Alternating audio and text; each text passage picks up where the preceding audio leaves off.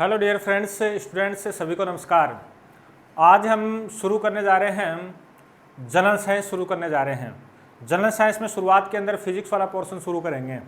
Physics वाला portion शुरू करते हैं। अब देखो, इससे पहले मैं आपको बता देता हूँ कि ये जो जनरल साइंस है वो कौन कौन से एग्जाम में क्या इम्पोर्टेंट है या फिर उपयोगी है। तो इसके लिए नंबर 1, आगे आने वाली एक रीट की भर्ती, उसके लिए आप इसको पढ़ सकते हो। नंबर 2, ये एक पटवार है, इसके लिए आप पढ़ सकते हो। और आप खुद समझदार हो, देखो जिस किसी के अंदर जनरल साइंस सब्जेक्ट लिखा हुआ है उन सभी के लिए ये जो चैनल है शुरू किया जा रहा है अपना। तीसरा, अगर आप पढ़ना चाहो तो किसी पुलिस के अंदर, जैसे मतलब दिल्ली पुलिस है, राजस्थान पुलिस है, उसके अंदर भी क्वेश्चन आते हैं। नंबर 4, आप आर्मी के लिए इसको पढ़ सकते हो।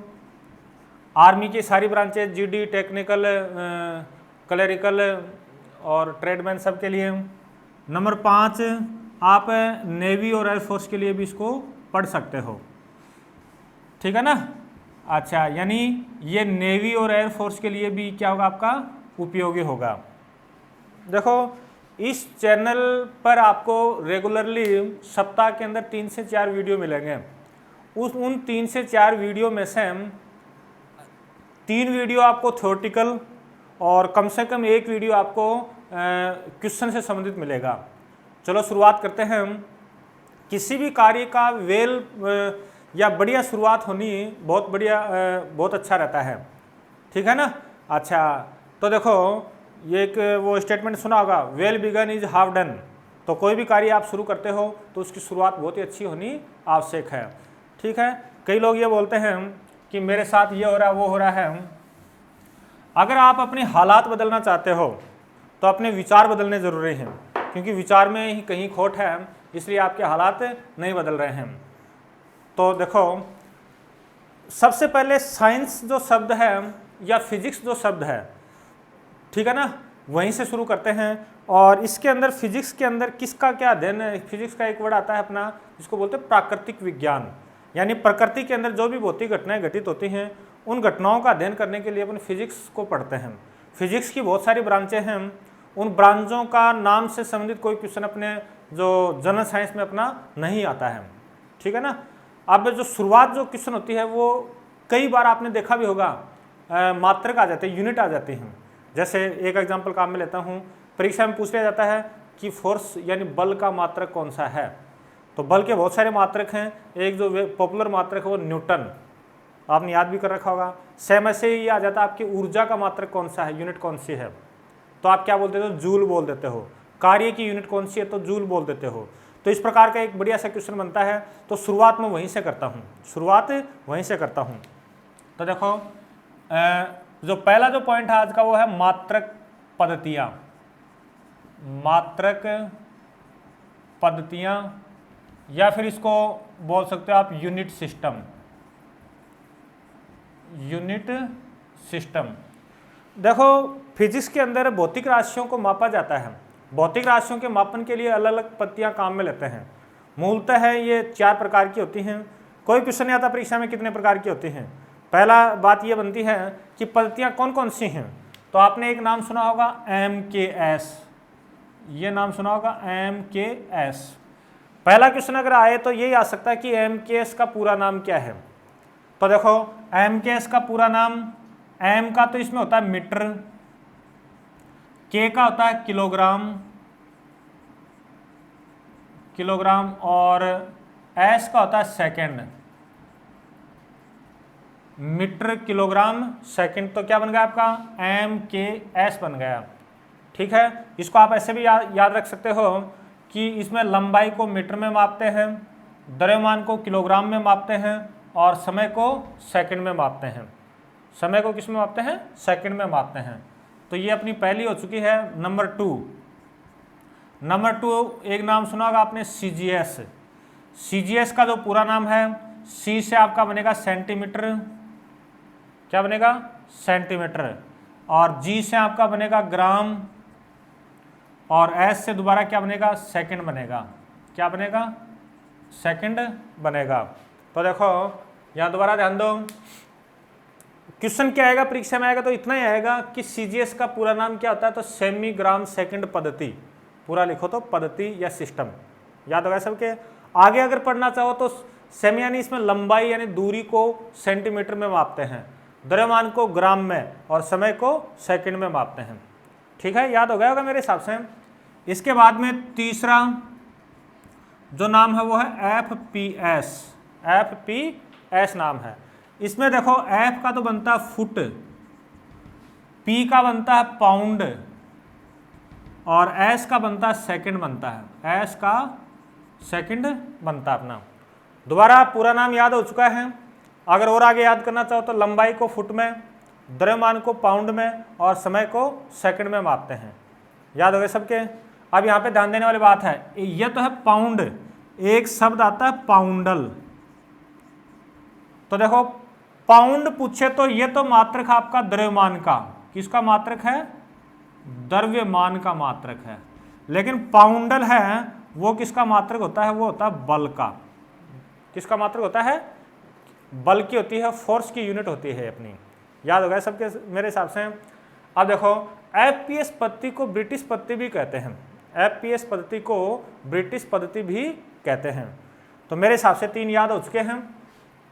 फिलहाल तो कुछ नहीं है, MKS, CGS, FPS का पूरा नाम याद किया है और इनका मतलब क्या क्या है। ये पहले वाले अक्षर हैं वो सारे किसके हैं, लंबाई के मात्रक यूनिट हैं, और ये हैं सेकंड वाले सारे किसके हैं, सेकंड वाले सारे किसके हैं, मास के हैं, द्रव्यमान के हैं, और थर्ड वाला S वो किसका है, टाइम का है। यहाँ पे मैंने एक बात पाउंड और पाउंडल का थोड़ा सा बताया है। पाउंड पूछे तो आप लिखोगे द्रव्यमान का FPS मात्रक है, द्रव्यमान का मास का FPS यूनिट है। पाउंडल है वो किसका है, बल का है। याद हो चुका होगा। नंबर 4 आपने नाम सुना होगा SI पद्धति। देखो SI पद्धति है, पूरा नाम अगर परीक्षा में प्राय नहीं आता लेकिन याद करना चाहो तो ऐसे याद कर सकते हो, international system of units, international system of units. ठीक है ना। इसकी शुरुआत हुई थी 1960। कब हुई थी, 1960 में हुई थी, 1960 के अंदर हुई थी। एक क्वेश्चन ये बोल सकते हो। फिर बाद में एक लाइन और बोलेंगे कि SI पद्धति है वो MKS पद्धति का ही क्या है, आधुनिक रूप है। क्या बताया, SI पद्धति है वो MKS पद्धति का ही आधुनिक रूप है, यानी MKS को थोड़ा मॉडिफाई कर दिया तो ये क्या बन गई, आपकी SI पद्धति बन चुकी है। बात याद हो गई सबके। अब देखो SI जो सिस्टम है या इंटरनेशनल सिस्टम ऑफ यूनिट्स है, इसके अंदर जो क्वांटिटीज हैं, भौतिक राशियां हैं, उनको 3 भागों में डिवाइड कर दिया गया। कितने भागों में बताया मैंने, 3 भागों में डिवाइड कर दिया गया है। और उन भागों को अपन याद करेंगे। पहला भाग, चलो दोबारा बोलता हूं, SI पद्धति के अंदर कितने भागों में डिवाइड कर दिया, 3 भाग बना दिए। जो पहला भाग है वो कहलाता है मूल राशियां, दूसरा जो भाग है वो कहलाता है पूरक राशियां, और जो तीसरा भाग है वो कहलाता है व्युत्पन्न राशियां। क्या कहलाता है, व्युत्पन्न राशियां। ये भी याद हो गया सबके। अब देखो मेरे हिसाब से पहला क्वेश्चन बनता है तो वो ये बनता है कि SI की शुरुआत कभी 1960 में हुई। दूसरा क्वेश्चन बनता है तो केवल ये बनता है कि SI के अंदर भौतिक राशियों के कितने भाग हैं, 3 भाग हैं। फिर देखो मूल राशियां भी कितने प्रकार की हैं, ये भी आपकी 7 प्रकार की हैं। ठीक है। पूरक राशियां आपकी कितनी हैं, 2 प्रकार की हैं। इनकी कोई निश्चित संख्या नहीं है कि काउंट करके बता दें कि 10, 20, 30, 50, ऐसे कोई संख्या नहीं है। क्वेश्चन केवल यही बन सकता है या फिर यह बन सकता है कि मूल राशियां कितनी हैं, तो आप क्या बताओगे, 7 मूल राशियां हैं। उनके नाम भी याद रखेंगे, नाम याद हैं भी और दोबारा याद कर लेंगे। फिर आपसे पूछा जाए कि पूरक यानी सप्लीमेंट्री क्वांटिटीज कितनी हैं। मूल का मतलब फंडामेंटल क्वांटिटीज कितनी हैं, तो फंडामेंटल क्वांटिटीज आपने याद की 7, और ये सप्लीमेंट्री क्वांटिटीज कितनी याद की आपने, 2 याद कर ली। अब देखो ये मूल राशियां हैं, तो मूल राशियों के मात्रक को बोलते हैं मूल मात्रक। क्या बोलते हैं, मूल मात्रक बोल देते हैं, और इनके बोल देते हैं पूरक मात्रक बोल देते हैं, पूरक मात्रक बोल देते हैं।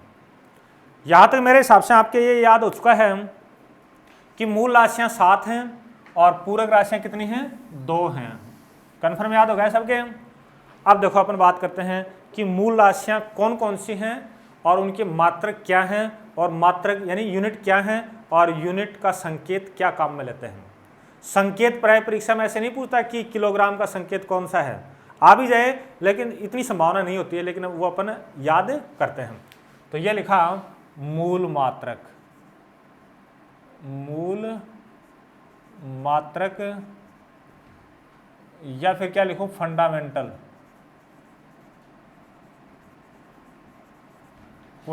यूनिट्स।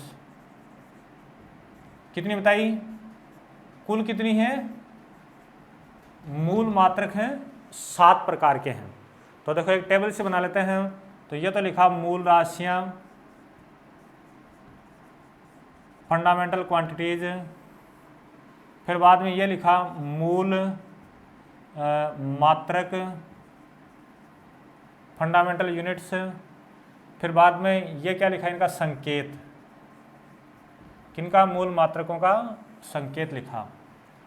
अगर आप याद करना चाहो तो मैंने ये बात बोली थी कि एसआई के अंदर एमकेएस वाले काम में लेते हैं।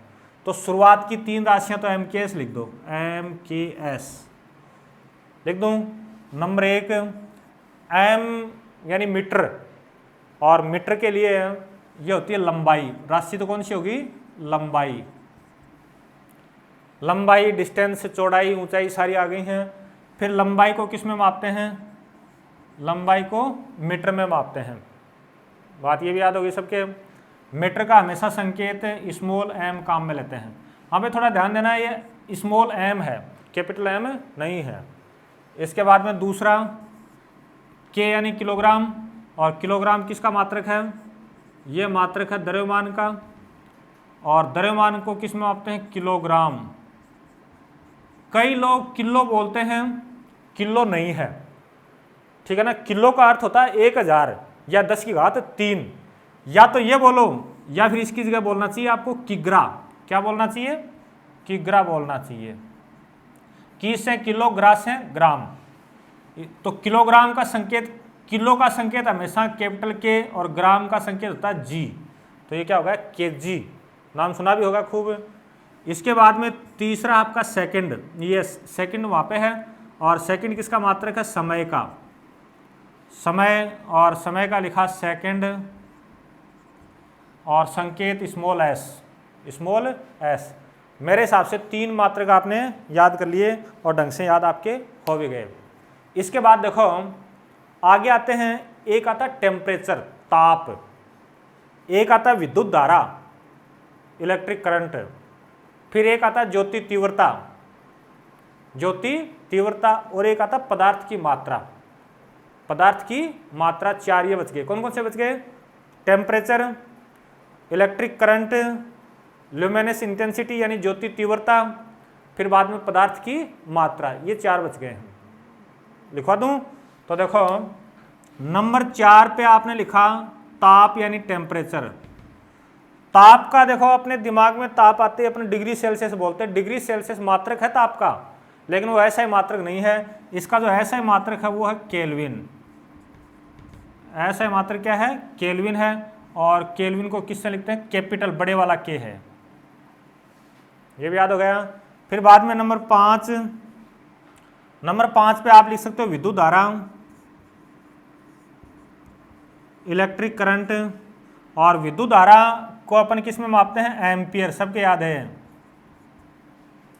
अच्छा, और एम्पियर का देखो कई लोग एम्पियर के संकेत यूं कर देते हैं AMP। ये संकेत नहीं होता है, इसका संकेत होता है कैपिटल A, कैपिटल A होता है। इसके बाद में 6 नंबर पे कौन सी बताई मैंने, ज्योति तीव्रता, ल्यूमिनेस इंटेंसिटी, और ज्योति तीव्रता का है मात्रक होता है कैंडेला। क्या बताया मैंने, कैंडेला मात्रक होता है, ठीक है। और कैंडेला का संकेत परीक्षा में इतना काम का नहीं है, लेकिन फिर भी CD, ये भी याद कर लिया सबने। इसके बाद में नंबर 7 है पदार्थ की मात्रा।